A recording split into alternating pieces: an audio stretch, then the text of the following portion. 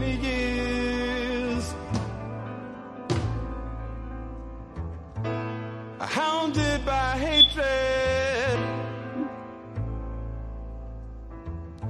and trapped by fear. I'm in a box. I've got no place to go. If I follow my mind, I know I slaughter my own. Help me, I'm the prisoner. Won't you hear my plea? I need somebody, yeah, to listen to me.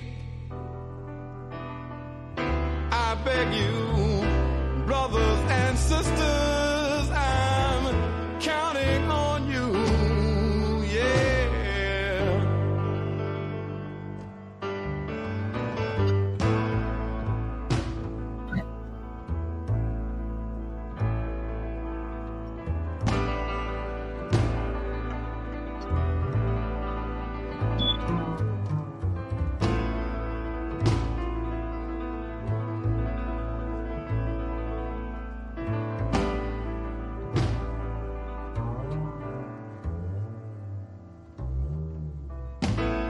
Black babies in the womb, shackled and bound,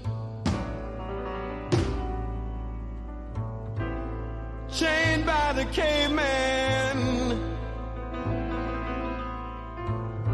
who keeps beauty down. Smacked on the ass when they're squalling and wet. Heir to a spineless man who never forgets, never forgets that he's a prisoner.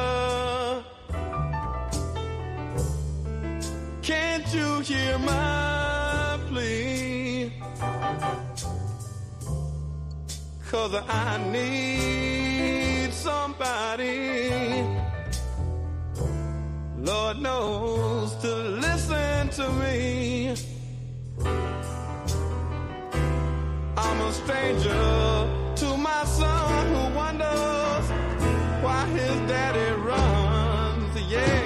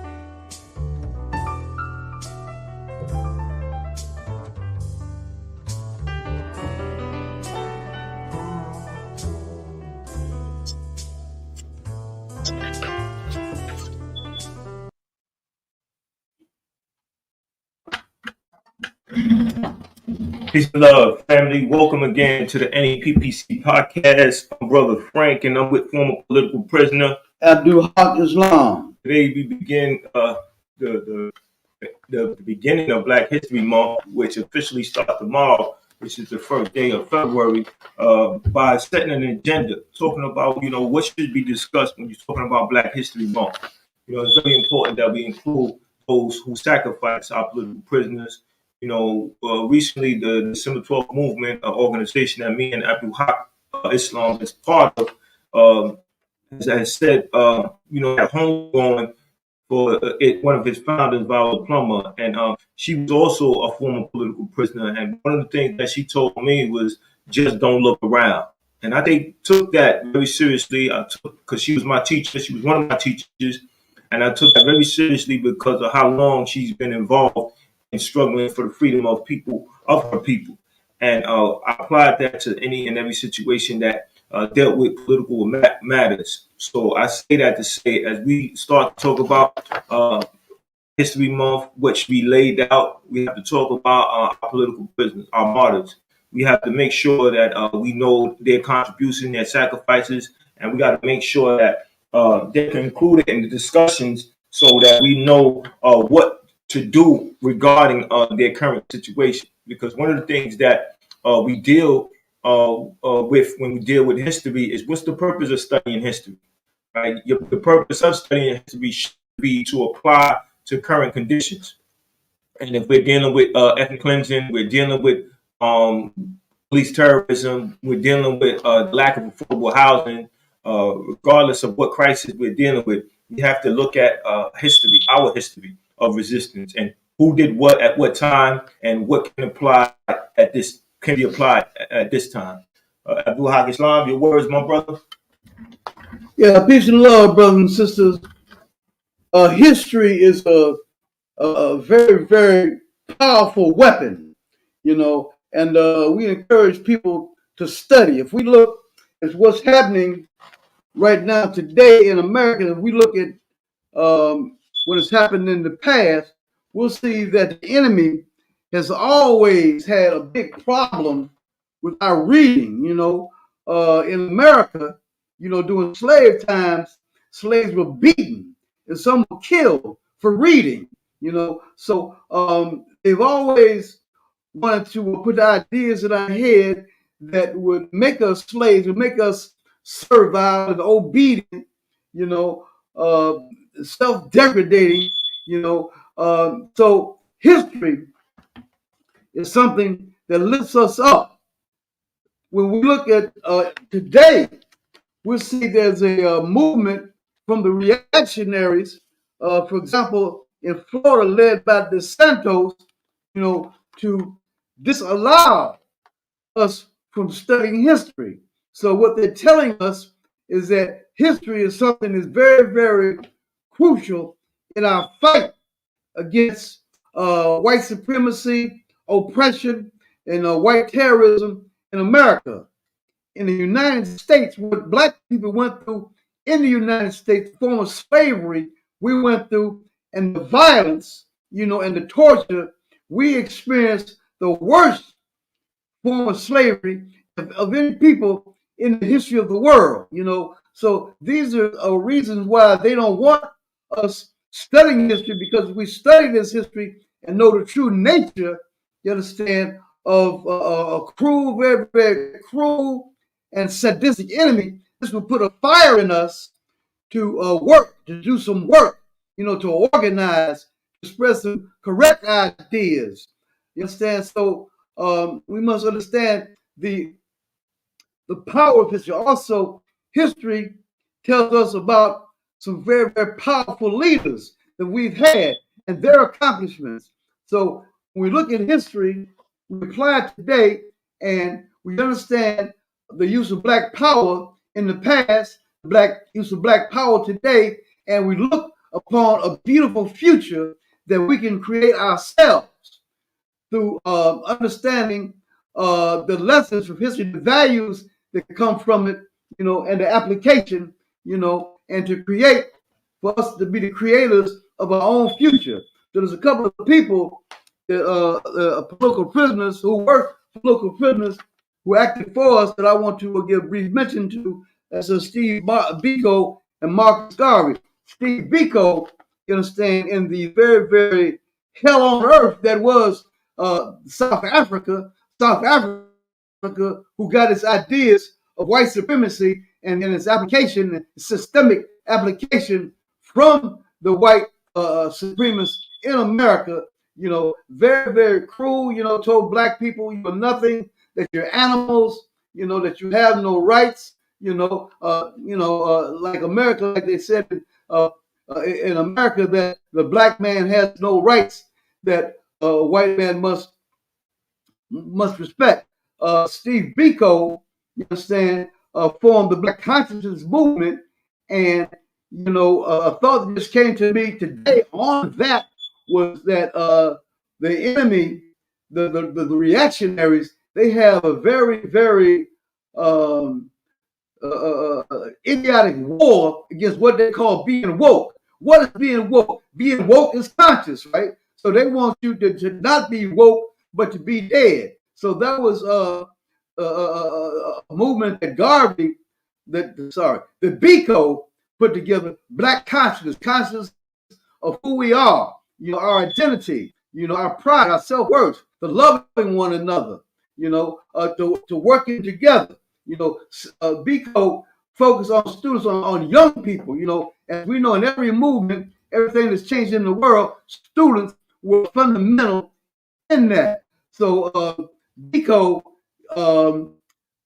as a student at the University of Natal, there were some very, very progressive and revolutionary educators there, and this is what produced Biko. So this tells us that we need to form our own independent education that will create some geniuses and some heroes for us, in our plight right here in the hells of North America. Black Power, Steve Biko, did work around the unions, like I said before, among students. He created a defiance of the system, and for that, he was punished, put in jail, and upon one of his imprisonments, he died in prison. Marcus Garvey, many of the ideas that we have in Black nationalism today originated with Marcus Garvey. Independence, a self-identity, a love of self, being economically independent and not depending on somebody that hates your guts for a job, to be able to create your own economics. He talked about returning to Africa, us going back there. He developed the Black Star Lines. He believed in us creating our own factories, manufacturing, marketing networks, So these are some of the ideas that are very, very vibrant in Black nationalism today. And one of the pluses of Black nationalism, which relates to something that the December 12th movement is engaged in right now, is SDK, Stop the Killing. If we look at the people who are down with the ideas that Garvey and others came with, we'll see that they do not commit violence against each other, as people who listen to Lil Wayne and people like that. We'll see that many, many of our great leaders, they studied Garvey, like, for example, Brother Malcolm, So we need to put these ideas into practice right now as an atom bomb against the self-defeating ideas that the reactionaries want us to come with today, as fascism asserts itself in America. Fascism is here. It's going to grow more and more and more. And we can expect, as the orange man runs for president again, that the fascists will, be filling their Cheerios. There's millions and millions and millions of white supremacists in America, and they plan to visit our front door, with their poison, with their violence, so we have to organize, and spread these ideas, you understand, that have lifted us up through the centuries. If we look at the history of our people, our history is one of struggle. We have a culture of struggle, of a struggle for freedom, and we must expand and multiply, and give strength and encouragement, you understand, muscle to this struggle for freedom, and part of that struggle for freedom is to free our political prisoners, because like I said, Garvey and Biko had been political prisoners, and we got political prisoners today. And we have brothers and sisters that have been locked down for 40 to 50 years, some going on 60. And they must be free. What's called free them all. Yes, that's a great statement and very inspiring because when we pay homage to Viola Plummer at her funeral, it touched me to see a number of political prisoners did. You see, I've seen Tyrese Haskins, he did 17 years. I've seen Sunyata Kohli, he did close to 50 years. And, the reason I bring that up is because political prisoners do come home. And they come home through the organized work of the masses. They come home through their own ability to do research on their case and just have resources, right? Resources that made available to them because of their relationship with the people, right? Everybody's not going to agree with you. Everybody's not going to stick around long term. But if you stand on principle, you will not be forgotten. And when you need help, those who really, really understood you and really, really respected you are going to provide you with that assistance, that help to aid you in carrying out your objective and the political.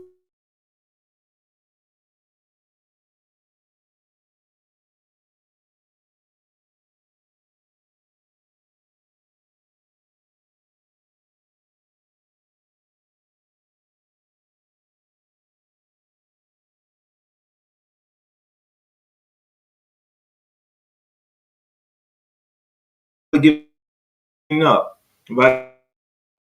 Staying focused, staying committed, staying down. Just like us, Viola Plummer, just like Sekou Odinga did, they stood down. They set up organizations with people that they trusted to carry on their legacy, their ideas, when they were no longer physically around. So when we talk about Black history, we have to make sure that those who we respect, like Patrice Lumumba in Congo, he was assassinated. He was a political prisoner before he was killed. When we talk about Martin Luther King, he was a former political prisoner before he was killed. And we talk about Fannie Lou Hamer. She was a former political prisoner before she died because of being tortured. We talk about Nat Turner. He was a former political prisoner before he was killed. So what do all these people have in common? They were revolutionaries, they were freedom fighters, and they were willing to put it all on the line. So if we have any respect for them, as we talk about them, they should not just be answers to trivia questions. They should be a connection with a legacy of resistance. That's what we need to let our children know, that they have a legacy that they need to be proud of, and be proud of something truthfully is to stand on it, stand on principles. You let your children, you let your teachers know, you let your community know that this is who we are. We are from people who fought back, who, as I said earlier, just did not look around, right? They seen things happening and they related to them happening in a way where this is an attack on me and people like me. Therefore, I shouldn't wait around and accept this. I should ask myself, what can I do? Well, you're not the first person that has experienced that oppression. You are from a history of people who are being oppressed, have been oppressed. And you need to say who is doing what, who took leadership, and how did they lead. Once you do that, you start recognizing the great minds of the people that I mentioned. The Fannie Lou Hamers, the Huey P. Newtons, and so forth and so on. And you start to understand that they had an agenda. They had an organization. They met up with people. They took a leadership position, and they won people over to their ideas. And from that, they were able to do some incredible things that sustain to this very day as examples of what we should do. And nobody would be anywhere if it wasn't for the sacrifices of others. And that's in all fields. That's in various sciences, right? You have to know that you stand on a foundation of important history, a foundation on a history that is about standing up and fighting back. So that's why it's very important when you lay out your Black History Month agenda, you be clear on who you're talking about and you're clear on how that relates to today, right? When you talk about Martin Luther King, you got to say that he was a former political prisoner. And when you talk about Marcus Garvey, you got to say he was a former political prisoner. And why should you say that? Well, in 2024, there are people who are incarcerated because of their political views, because of their activities. And they are political prisoners. They are captured freedom fighters. and we have to relate to them in a very clear manner, a manner in which we're going to show the highest level of respect by standing up, fighting back, committing ourselves to being part of a group of people who share that view, who share that level of respect, who are willing to do what needs to be done. Because we just don't want to have just conversations that just feels good, right? It feels good to say I'm black and I'm proud, right? But to say I'm black and I'm proud and I'm going to stand for the freedom of black people is another statement itself, right? But that statement is it doesn't have no substance if it's not backed by no action. So you have to be committed to taking action. You have to say that I'm black and I'm proud, and black people are going to get the best of what's theirs, right? All people have the right to be self-determined, and you have to protect your right to be self-determined by standing against what is attacking your self-determination, like police terrorism, like like the lack of affordable housing, ethnic cleansing in your community. Those are going against your self-determination. Even the food deserts is going against your self-determination. Who wants to wake up and have access to majority of the food you have access to are detrimental to your health? Are known to cause cancer, and you have a serious responsibility not only to yourselves but those who are coming after you, your children and their children. And that's why when we talk about any history, it's directly related to what's going on. You had some words you wanted to say, my brother?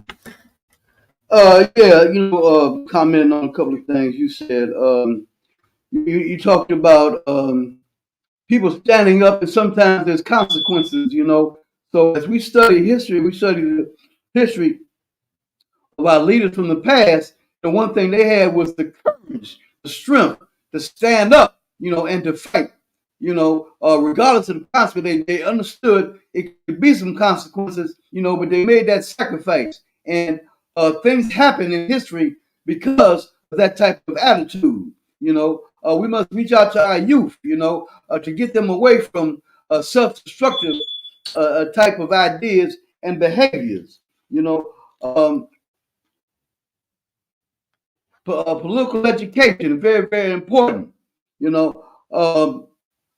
To understand politically what's that politics. We talk about Viola Plummer. One of my images of Viola Plummer is her being about 100 pounds, walking into City Hall, and the whole joint shook. And why was it shaking? It was politics that made it shake. Viola shook us up, and put that fire in us, to shake up the world. That's politics. You understand? An enemy, exerting his will over you, telling you what to do, what to be, what to think, and you resist thing, and standing up with atomic bombs in your heart, elevating yourself to your true humanity, to your true strength, power, having power in your being and in your organizing, you understand, to make things happen in the world. Fascism is here, and fascism is going to grow.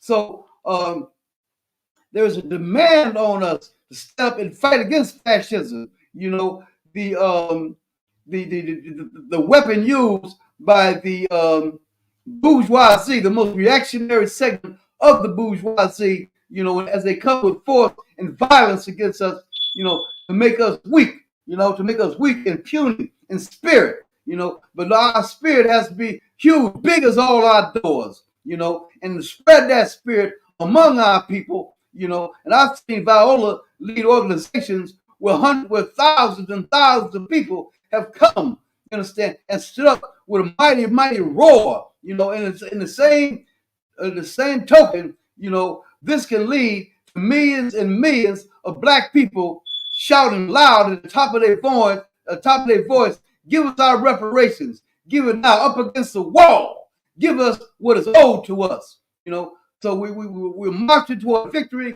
we're marching towards revolution, you understand, to change the world, and the history that we have, you understand, that we apply in the present will bring us the beautiful future that we desire. So in that line, sometimes I try to be a poet, and I wrote a poem called Death to Fascism. I I couldn't find my better reading glasses. These reading glasses here ain't worth two dead flies. They like just like not having them. So I'm gonna struggle to read my poem without any glasses. It's called Death to Fascism. Hitler's crime partners come to the hood to do James Brown on our mother and father's graves and claim we are all brothers and sisters. Transnational thieves thief rhythm and beats and mislead the misled to line up and do the electric slide behind a Confederate flag disguised in stars and stripes for Halloween. On a Thursday in November, jive turkeys try to hide the history of genocide behind mashed potatoes and gravy. On December 25, warmongers lie about peace on earth when their pig-like greed could lead to the earth being blown to pieces. On J1, they start to lie every second of the 365. Falsehood's favorite day is the 4th of you a lie.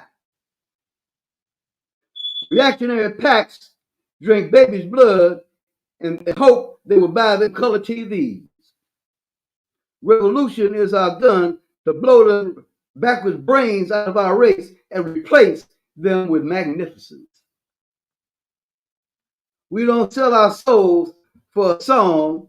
We don't trade our humanity for a hamburger and get down with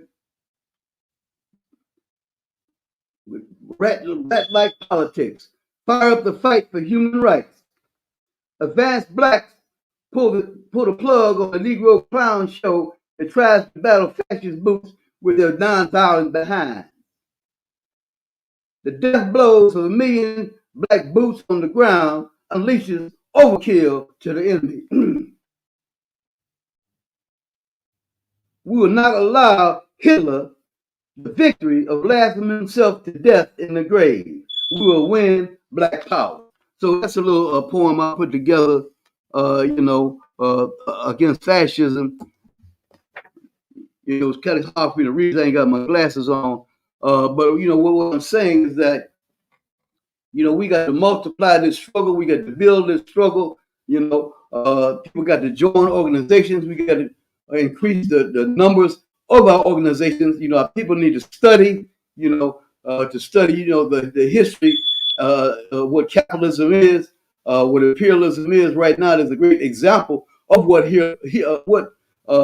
capitalism, imperialism, and colonialism is as America. You understand? Sending weapons to murder babies in the Middle East. For oil, there's a big oil reserve, big gas reserves. And they will, as they've done in history, they will do anything. Many genocides they produced on Earth, to get the wealth that they enjoy today. And that's what they're doing right now. So we must understand the nature of this beast, and understanding that, logically we understand what we need to do to build and to organize and to come with resistance. And fundamental in that fight is to free those who've been foremost in the struggle for us, to bring them home, to love them. They sacrificed for us, so build the struggle to free our political prisoners. What's it called? Free them all. Absolutely. We have a responsibility to utilize our talents to free our political prisoners. That's why when we study Black History Month, we need to look at the talents that are being have been given to us, right, by those who chose to participate in our liberation struggle. You have people like Nina Simone, Gil Scott-Heron. They made music that was focused on what was going on at the time. And that's why I commend my brother Abdul Haq, Islam, former political prisoner, for giving us a poem that addressed fascism. It's very important, because once we start analyzing that word, we start looking at what's going on, then we become alarmed. Then we ask ourselves, what did people do before who were going through that? And then we emulate that by doing what we need to do with the resources we have available. Because that people won't necessarily join an organization just because when things are okay. But when things become real bad, then they know that they have no other option but to join an organization, but to struggle hard for survival. And they know that joining an organization gives them access to other resources. I think that we have to be honest with ourselves about the world we live in. Right? We don't live in an interdependent world. Everything in existence requires or relies on something else for its existence. And we as human beings, we require and we rely on others to help us sustain life, to make life possible. You have architects of buildings that design buildings that you live in. You have people who manufacture clothes that you wear. That's a group of people. You have people who produce food that you eat. That requires a number of people doing a number of different jobs. It's a division of labor. And what I'm saying with that is the same thing goes when it comes to our liberation, our struggle for freedom, our struggle to be uninterrupted as we express and manifest self-determination. And that means that we have to fight, we have to resist, we have to organize, and we have to utilize our talents and play our roles when we participate in the fight for our national liberation. Because when it comes to politics, there is no positions that's really neutral, right? You either part of struggling for a solution that is beneficial to the collective, or you're not, right? And so you're on the side of your people, or you're not. You're not in between, because being in between is not being on the side of your people. So we have to make that clear. We have to be very serious about that, because political maturity, as Malcolm X said, is very important to our advancement. We have to have political maturity. And how is that acquired? Well, that's acquired through political education. You have your books, you have a discussion with your family. You make sure that everybody exchanges ideas on what was read and how they can apply that to their very lives. So, I thank Val Diploma for being very serious when it came to political education, and showing me that example that I could utilize in my very life, this very day, for the days that I have. And as we come close to concluding this episode, we want you to please share it with at least 10 people, right?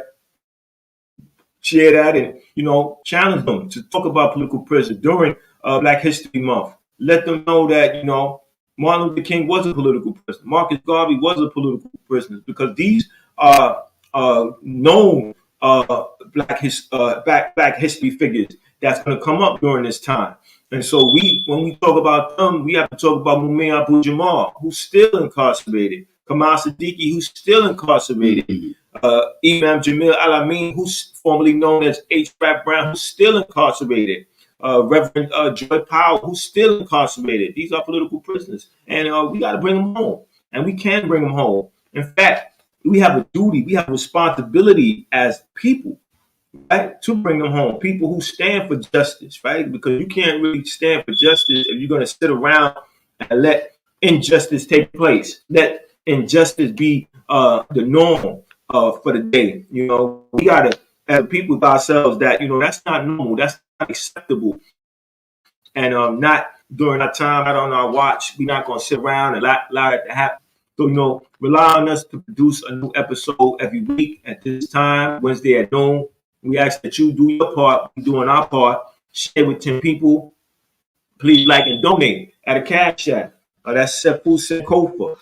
Cash App. $1 can help, $10 can help a little bit more, and $20 can help even more. But we got to do something, because this is our work to do. Brother, those are my closing remarks. Do you have any closing remarks before we wrap this up? Yeah, very, very briefly. You talked about building, and we must build. We've built things in the past, and we are architects, and so we have to build. The opposite of that is the Do Nothing program. I wrote a poem called "The Battle of the Dead Mice" about the Do Nothing program. When 30 seconds after all the oxygen on Earth was destroyed, the Do Nothing army, 5 being up, decided to do a long march to the doorknob and open up the door to the kiss of death of a nuclear breath of 17,000 degrees on their skin.